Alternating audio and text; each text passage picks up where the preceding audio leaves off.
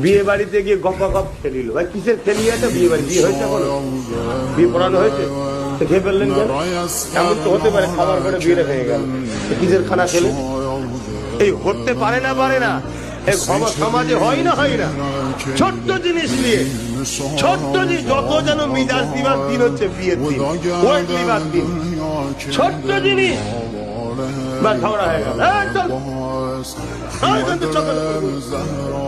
তাহলে আগে খেয়ে ফেললে হয় না, আগে যে লেখাটা করে নিতে হয়। ইজাব কবুল হয়ে গেল, খানা খাচ্ছ, কিসের খানা? আর তার আগে যেটা খানা খেলে কিসের খানা? বিয়ে তো হয় কবুল বলেছে, কার বাড়িতে খাচ্ছ? এগুলো সিস্টেম আমাদের চেঞ্জ হয়ে যাচ্ছে। বড় রাত 12টায় সন্ধ্যে থেকেই সব গপ চেঞ্জ না, এগুলো করবেন না। জিনিসটা ছোট মনে হচ্ছে না, এটা ভুল।